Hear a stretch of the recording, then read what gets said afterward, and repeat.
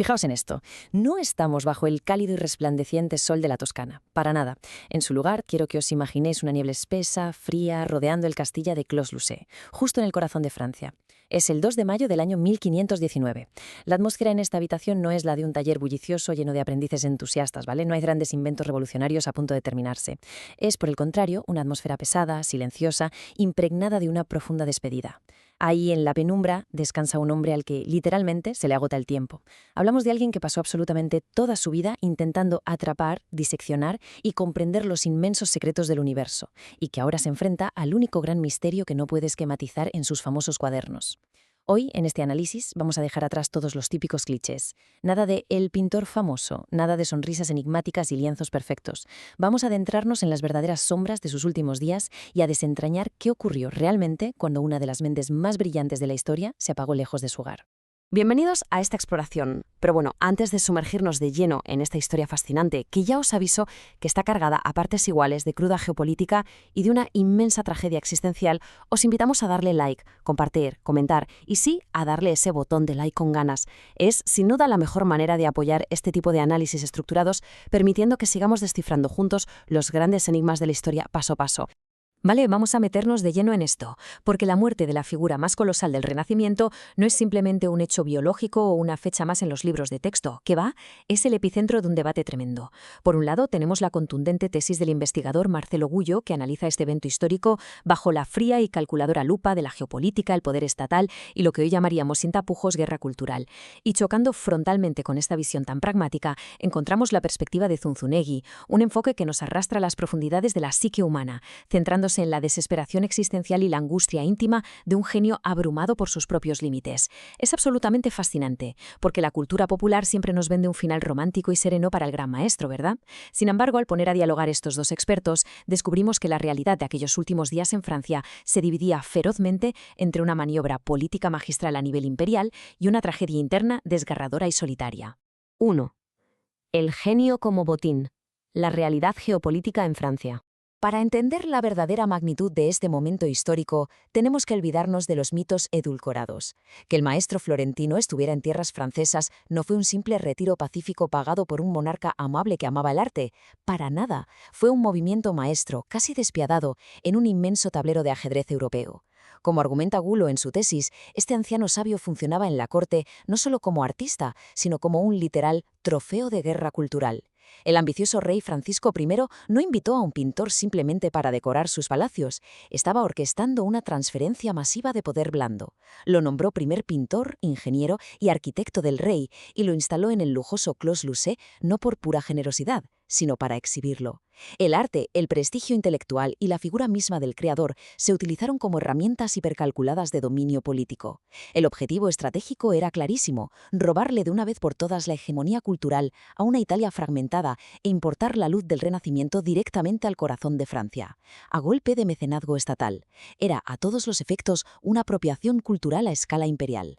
Da Vinci, en su lecho de muerte, era la prueba viviente de que el eje del mundo civilizado había cambiado de sitio. 2. La angustia del conocimiento. La antítesis psicológica. Pero claro, si por fuera el castillo representaba un triunfo geopolítico indiscutible para Francia, la realidad dentro de esa habitación era una auténtica tempestad psicológica. Y aquí es donde el debate da un giro hacia la desgarradora perspectiva de Zunzunegui. Nos metemos de lleno en el estado mental de una mente superdotada que jamás encontró el descanso. El punto clave aquí es la oscura melancolía que lo devoró en sus últimos meses. Imaginad por un momento tener la curiosidad más bestial de toda una era. Alguien obsesionado de forma casi patológica con descifrarlo todo. Las corrientes ocultas del agua, la mecánica del vuelo de los pájaros, el misterio de la formación de un feto, la luz. Y de repente, esta fuerza de la naturaleza choca de frente contra el muro infranqueable de la mortalidad. Como destaca Zunzunegui, hay una angustia terrorífica, asfixiante, en el momento exacto en que se da cuenta de que la vida no le alcanza. Es la frustración aplastante de entender, a las puertas de la muerte, que el conocimiento del universo es infinito, pero el tiempo humano es una chispa fugaz, cruelmente finita. No sentía orgullo por sus cuadros terminados, sentía un fracaso rotundo por todos esos inmensos secretos, como sus estudios de anatomía, que la tumba se iba a tragar antes de que él pudiera unificarlos en una gran teoría del todo. 3. Visiones del diluvio final, el reflejo del caos interno. Y ojo, porque esa profunda desesperación no se quedó simplemente atrapada en un silencio contemplativo. Para nada, brotó violentamente y se plasmó en el papel.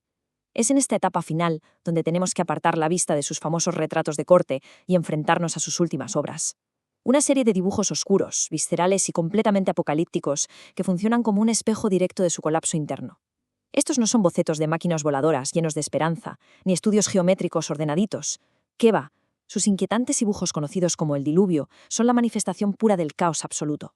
Tratos turbulentos, remolinos violentos de agua cayendo del cielo, montañas resquebrajándose, el colapso natural y la destrucción total de todas las formas humanas.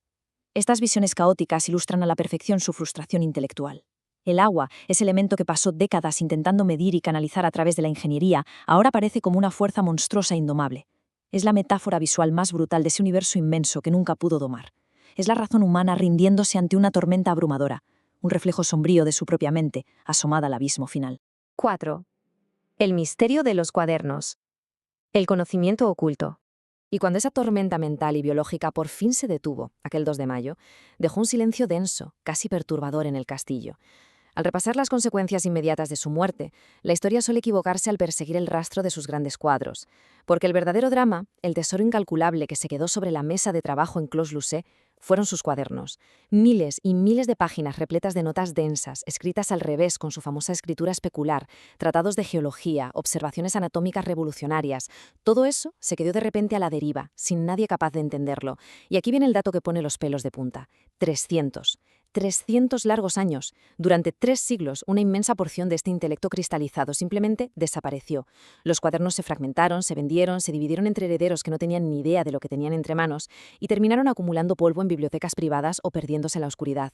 Esto es la metáfora definitiva del conocimiento oculto y censurado por el azar, porque no solo presenciamos la muerte de un artista, fuimos testigos de un retraso masivo en la evolución científica de la humanidad. Hablamos de descubrimientos sobre el funcionamiento de la válvula aórtica, de geología, de aerodinámica, conocimientos revolucionarios que la humanidad tardaría literalmente 3 siglos en volver a descubrir desde cero, sudando la gota gorda mientras las respuestas llevaban cientos de años escritas en silencio, en esas hojas de papel perdidas. Esto es la metáfora definitiva del conocimiento oculto y censurado por el azar, porque no solo presenciamos la muerte de un artista, fuimos testigos de un retraso masivo en la evolución científica de la humanidad. Hablamos de descubrimientos sobre el funcionamiento de la válvula aórtica, de geología, de aerodinámica, conocimientos revolucionarios que la humanidad tardaría literalmente 3 siglos en volver a descubrir desde cero, sudando la gota gorda, mientras las respuestas llevaban cientos de años escritas en silencio en esas hojas de papel perdidas. Es algo que, si lo pensamos bien, hace tambalear los cimientos de cómo entendemos el progreso. Si volvemos mentalmente a esa densa niebla que rodeaba el castillo aquella fatídica mañana de mayo, es imposible no hacerse una pregunta bastante inquietante. ¿Cuántas revoluciones científicas, cuántas curas médicas, cuántas comprensiones fundamentales de la maquinaria del cosmos simplemente dejaron de existir en el milisegundo exacto en que aquel hombre dejó de respirar?